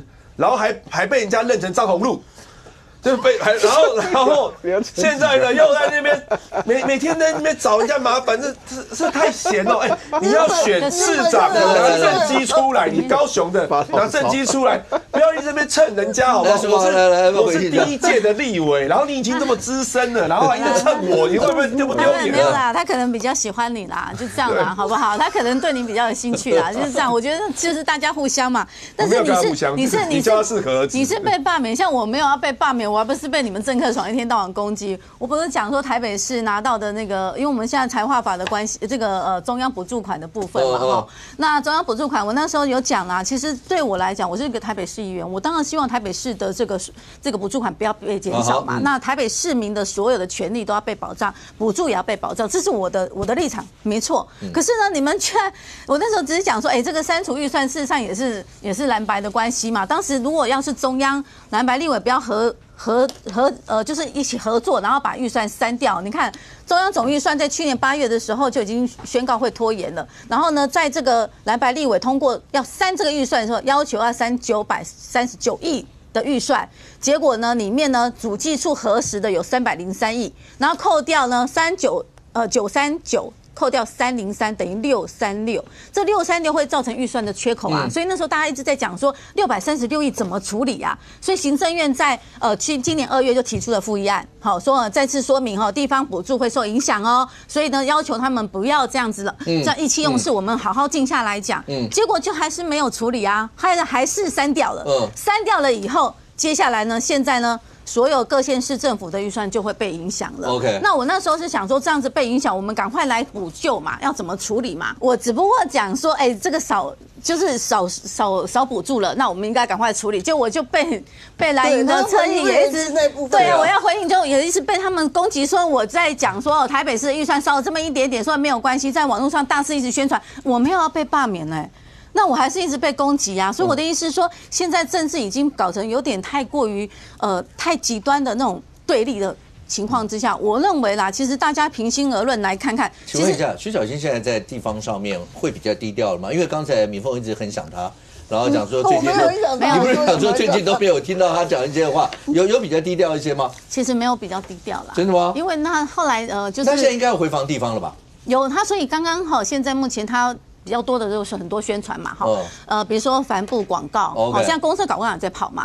那现在还有一个就是我们最近地方很多的那个端午节的活动，然后他就是去地方去参与那些端午节的活动。那费鸿泰委员在这里面会，因为有媒体堵到问到他对于这怎么看？对啦，那费鸿泰委员说，那个现在天气很好啊，因为他们问他说，哎，那个撕心裂肺的难解，那怎么看呢？那费鸿泰会不会出来选呢？他说，哎，今天天气很好哦，然后就没有下雨哦。其实这句话其实可以代表他的现在的处境就是何处惹尘埃啊。就是心情也不错了。对他心情不错，我现在很好啊，因为他现在在他在某个企业里面担任要职嘛，所以他认为说我这样子已经很好啦，我不要因为撕心裂肺对他来讲真的很伤。可是这对所有要罢的一些委员来，尤其在都会区，或者像大家讲台北新北因为一样嘛，列在这都会区里头，对所有这些委员来讲的话，就现在看起来低调的低调。或是有些法案，像媒体上讲说，那王宏威有没有撤那个不在籍投票的一些法案，或是像傅昆萁送车，尤其整个举动上面来讲，当民进党有委员好了，林俊宪委员他们每次就在调侃说什么大罢免治百病，所有这些是真的压力大到这种地步了吗？我觉得大罢免的确会让一些比如说原本比较深蓝的声音被压制，好，就是他们会稍微收敛一点。比如说，你会看到说，包括陈玉珍啊，或者说大家绿营比较不喜欢的翁小玲啊，或者你会发现他们比较少出声他们希望尽量把那个需要那被罢的立委本身原本就是陆战为主，这是没有话讲。就是说我一直讲谢国良模式就是这样嘛，就是陆战，不要一天到晚曝光，一天到晚上媒体啦。好，傅昆萁傅家就是因为一天到晚上媒体上出问题嘛。好，但我也必要讲说，刚刚大家在讲远见的民调，其实我觉得不能讲说是说因为他们大罢免影响现任首长，是因为你大罢免导致你的民众对立之后，那原本就是说原本大家没事的时候，我可能觉得你做的不错，那现在大家对立的情绪下去之后，那我觉得。那个原本的就会泾渭分明了，所以那个调有一部分是这样。但我要讲，大家要讲这个王宏威提不在籍投票，这个东西不是大罢免治百病。好，就说那个林楚英现在有很多什么都觉得是大罢免治百病。林楚英就在讲说，你大罢免如果不成功，不在籍投票就会回来。我不知道他在讲什么就说。因为我一直在讲嘛，民进党这一次的大罢免的联署是不在籍联署嘛，对不对？好，每个人都可以跨区联署，就你在台北工作，你也可以联，所以才会联署的这么成功嘛。民进党应该要推这个法案，你傅昆萁才会过啊。那王宏威现在撤回来是什么？赶快撤回来之后，你不要民进党来支持我。好，你支持我之后罢免，就是这个万一过的话，也就是说那个罢免投票有可能就是虽然在花莲要举行，但是台北也可以投花莲票。那傅昆萁要倒大霉啊！所以王宏威在提这个不是因为说我这个法案不对，好，是万一你民进党真的要支持的话，傅昆萁要倒霉。那个林楚英这个我真的不知道在讲什么，讲说如果大罢免没有成功的话，不在籍投票就会再复活。对年轻人来讲，转移投票这件事情，我相信年轻人绝对是支持的。我不知道民进党在这个方面讲什么，就是我觉得大罢免这件事情的确让国民党，就是说他原本一些，比如说暴冲，你不来讲，我讲最简单的，以前的花东条例，第一会期的花东条例，对不对？国民党听到都傻眼。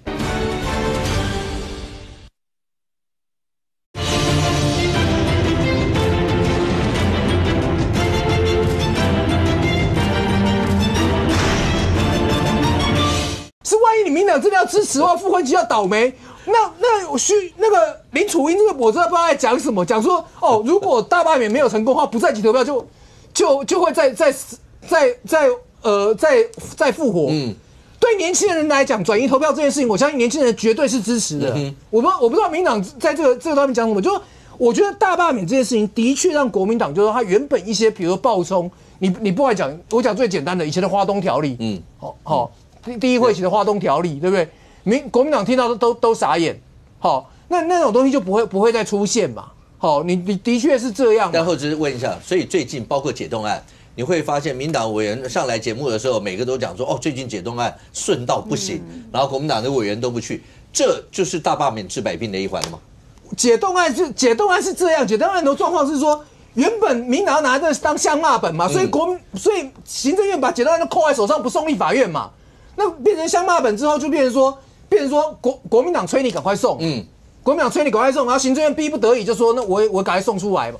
那解冻这件事情，其实立法院来讲原本就不太会扣，只是说今年动的金额比较大一点。那因为这个事情的确比较快，的确比较快，这是事实。好，那但是说你说原本的状况，这东西会非常非常困难，也不见得。所以你说民进党当然都什么到大罢免，但什么到大罢免治百病，我觉得也没有到那个程度。来，元之，我直接问一下你自己的感受。刚听到大罢免治百病，然后讲说国民党的委员在解冻案都不出席，从前几天司法委员会，然后各个委员会来讲的话，就都变成这个样子。你会认同这样的说法吗？你们真的是怕了吗？我觉得不是大罢免治百病，因为他们太早开始罢免我们了，从去年一开始就开始罢免我们，就变成我们现在做的所有的事情好像都跟罢免有关。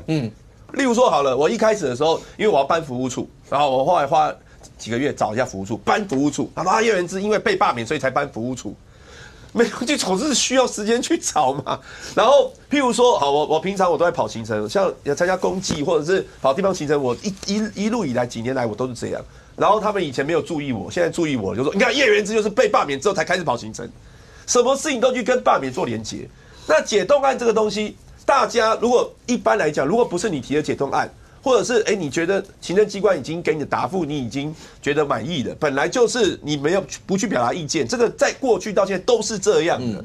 那现在就会变成说，你看他们这样子，就是因为怕罢免的关系。我觉得不是。那但至于说有没有因为要被罢免，所以大家开始比较跑地方更多？当然有啊，因为现在有些人就会，你说。大家当立法委员到第二年，谁没事现在就去每个里开始走，开始发文宣。以前不会嘛，那现在是因为要被罢免，所以很多人就开始去里开始走啊。这个是有送车啊什么的。送车，有的副科级委员开始送车啊。对啊，其实不止啊，好多都开始。那这个当然是因为罢免的关系，可是不能讲说我们在立法院做所有的事情都是因为罢免关系。像之前讲那个我们推那个还价于民的法案，也说是因为怕罢免才推的，其实也不是，因为。那个案子是在去年的第一个会期就准备要推，那时候后来刘许婷没当召委嘛，他这个会期才当召委，才开始用力在推，这都没有关系，都没什么关系。OK， 那他们就会去这样做连结。那你刚才讲到说，包括有很多双标的一些的事情，譬如说，不管是对于绿营的官员，或是对于蓝营的，你们现在还觉得，从刚才你一直在讲双标，你觉得真的有吗？我觉得民进党就是用圣人的标准看我们嘛，用小人标准看自己嘛。好，譬如说好了，像监察院，对啊，喂，我现在连坐在旁边，我没有认真听，然后别人讲的话都要算到我嘴巴里面，现在不然我就要被罢免。那这个我先问一下，所以你认为南部是低端人口是吗？我不认为啊，我也不认同啊。可是今天每个都骂我说，你怎么可以认同这种言论？我没有认同啊，对不对？像将军在我旁边，他讲了很多话。我不见得认同，但是我们会尊重人家讲话嘛。但是没有打岔就是不认同的，就认同。玩手机所以就没有都不是，反正这个不管是玩手机什么放空好，你可以骂我玩手机，你可以骂我放空，这个我都接受。就说你为什么要放空？你这样，但你不能说我认同，或者是说这句话是我讲的。我觉得这个实在太无限上纲了。OK， 那或者是说对于一些官员的质疑，譬如说像最近那个监察院的秘书长。他被发现，就是说他用那个公务车去带狗去美容，然后或者是叫 Uber Eats 或什么之类的哈。如果这样的事情发生在假设他是国民党籍的话，民进党一定把他骂到爆了。我就举一个例子啊，以前有一个也是5院的秘书长，国民党执政的薛湘川行政院秘书长，大家还记得吗？失面。他后来是为什么被轰下台？因为88风灾的时候，他一大早10点钟去加班，到了晚上7点多，因为他岳父95岁，他陪他岳父吃一个父亲节的晚餐。然后后来呢，也是回到办公室继续加班到晚上12点半，就因为去吃了这个一个晚餐，后来被轰下台。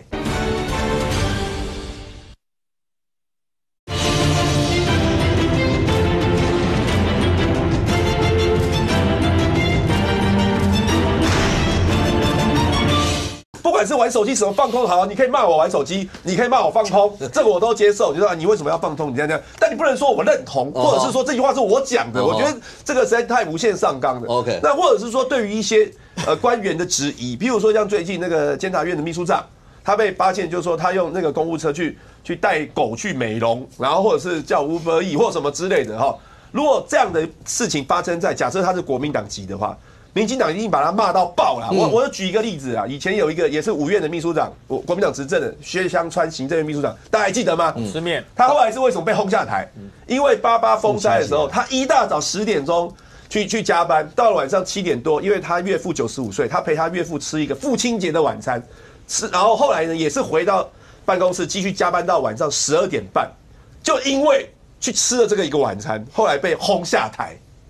但是现在的民进党的这个，我觉得这个李俊毅的事情，我们当然也不是很同意。但是你把它拿来跟薛湘川比，那我觉得你也太离谱了。不是，当时是有那么大灾害发生但他就是去吃一个晚餐。什么吃晚餐？在全部这个小林村在灭村的时候，还在吃晚餐。然后不是的，我说标准嘛，标准嘛。那今天如果说对，那你就是双标嘛。那没有，那我问你，如果今天这个监察院秘书长是国民党籍的，民进党会回答？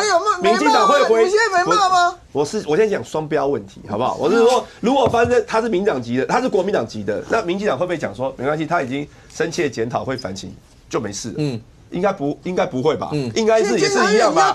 像那时候轰薛湘川一样去轰嘛，因为本来就是很多都双标。像刚刚骂我那个，因为我没有听到人家讲什么，没有制止罢免。那柯建铭8年踢正老天有眼，也没有人讲半句话，这没有双标吗？将军，我觉得这个公务车本来就不能做任何私人，即使你是自己花钱去加油也不行。你知道以前我们将军车多难用，你知道吗？大家我们当小官的时候就是想这辈子一定要有台将军车，坐在里面有驾驶，好帅，好威风。我告诉你，当你有了将军车之后，我告诉你，你连回到家不能停在家，你不能停在你家楼下的停车场你要停在哪？停到营区。你家附近有没有？对，要开到营区。如果说你的营区很远，对不对？你就要开到你家附近的营区，停在里面。你的驾驶要睡在营区里面。然后你说我出去一下可不可以坐车？对，你如果要参加公务行程，我今天要去参加某个这个军事会议，你开我接我去，那我可以接我女儿吗？或者说我今天想去买碗面，叫传令开将军车去买，我告诉你，就有将军叫传令开将军车去买面被拔掉。一碗面少将下台。所以我才讲这件事情不是说标准的问题，错就是错，对就是对。然后如果他真的犯了错，那处分标准要一致，别人怎么处分你就怎么处分。所以我觉得这个是没有什么好讨论，就是错嘛。那可是我举个例子来讲，国民党现在开始为什么很多的立法委员真的在送车，真的在跑行程，而且跑的是比今年是没有选举的，今年应该是最轻松的一年，他跑得比选举还努力，那真的是为了罢免，那这无可厚非啊。要罢免你，当然要去反制嘛，这是正常的。可是我讲嘛，你在跑罢免行程之余，你立法院所有的会，所有的法案你不能少 ，OK， 这才叫努力。来，言之最后30秒，有什么呼吁？没有，我们在立法院法案什么也都没有，也都有去，像今天解冻案，我们也是去质询的，教育部也是都有去。我觉得我们该做的事情还是都有在做啦，那只是也是花了很多心力去反罢啦，所以是希望大家支持。OK， 来说话30秒。我觉得啦，像这个行政院的这个预算的部分哈，我认为哈，如果真的要让所有各县市都不会有这些问题的话，最好的一个方式是什么？就是我们提最佳预算，然后呢，我们蓝白所有的国会议员来看这个最佳预算，可以的话让它通过，赶快补回来给各县市政府，就不会有问题，也不会有这些争议的。我们让人民好好的可以使用这些权利，也使用这些补助款，而不用说到时候大家又要去要再去找一些破网来补救，我觉得没有必要。所以现在立法院要做的跟行政院要做的就是追加预算，立法院全数通过，让这个事情回到原来的，可以好好的预算，好好去执行，这个比较重要。大半接下来一路再往下走以后，那到底最后的数字会是多少？看来蓝营确实在要以霸制霸这部分确实碰到了一些的问题。那对于霸团来讲的话，那接下来3阶以后，霸团跟民党之间会是什么样的一个合作的一个态势，或是在未来来讲的话，那国民党要怎么样反霸？那各阵营之间会出什么样的招？我们大家拭目以待。非常谢谢现场所有来宾，也非常谢谢观众您的收看，谢谢妹妹，我们明天见，拜拜。